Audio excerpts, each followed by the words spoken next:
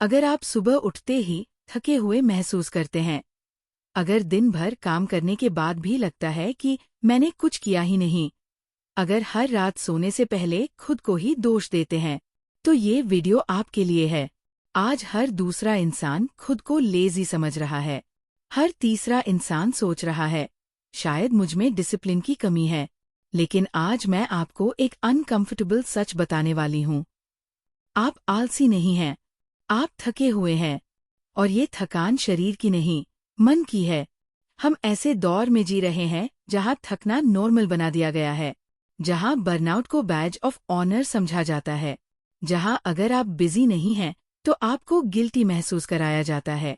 Social media खोलो, कोई सुबह 5 बजे उठ रहा है, कोई 12 घंटे काम कर रहा है, कोई कह रहा है स्लीप इज फॉर लूजर्स।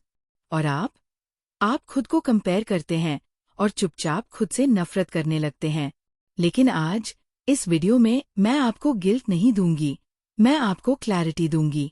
आज हम समझेंगे असली थकान कहाँ से आती है, क्यों रेस्ट लेने पर गिल्ट होता है, और कैसे बिना खुद को तोड़े फिर से एनर्जी लौटाई जा सकती है। शुरू करते हैं।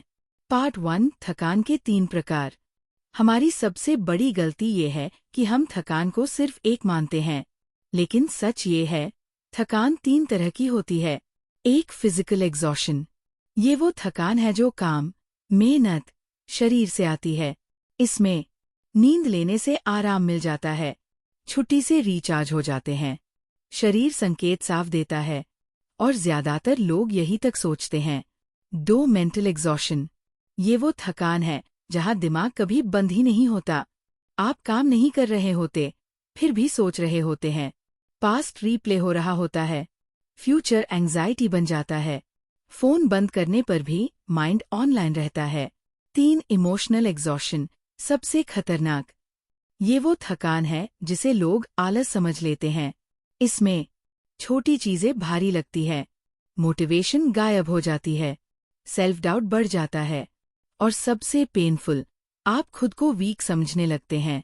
यहीं पर लोग टूटते हैं। पार्ट 2, इमोशनल एग्जॉशन क्यों होता है? अब सवाल ये है, अगर आप मेहनत कर रहे हैं तो फिर इमोशनल एग्जॉशन क्यों? इसके 5 बड़े कारण हैं। 1, ओवरथिंकिंग। आप सिर्फ काम नहीं करते, आप हर काम को 10 बार दिमाग में जीते हैं। अगर फेल हो गया तो लोग क्या कहेंगे, मैं इनफ हूं या नहीं? ये सवाल धीरे धीरे एनर्जी चूस लेते हैं। 2, कंपैरिजन। आप अपनी लाइफ की बिहाइंड द सीन्स दूसरों की हाईलाइट से कंपेयर करते हैं और हर बार खुद को कमतर पाते हैं। 3, पीपल प्लीजिंग।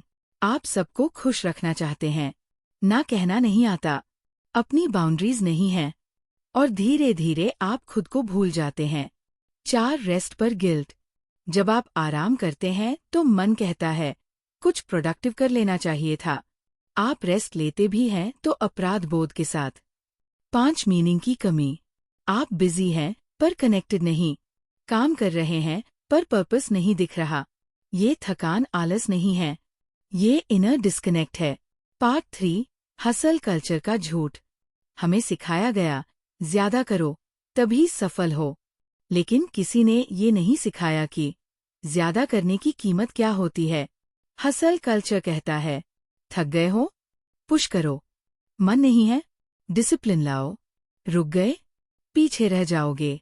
लेकिन कोई ये नहीं पूछता आप किस कीमत पर आगे बढ़ रहे हैं। Mental health, relationships, self worth. Shri Krishna ने गीता में कहा था योग कर्मसु कौशलम। योग का मतलब सिर्फ करना नहीं, सही तरीके से करना है। पार्ट 4, समाधान 1, रेस्ट विदाउट गिल्ट। सबसे पहला बदलाव, रेस्ट को अर्न नहीं करना पड़ता।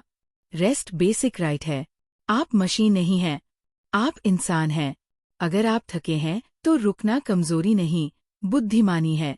आज से बिना गिल्ट के आराम लीजिए, बिना सफाई दिए ना कहिए, बिना कंपेयर किए अपनी पेस मानिए।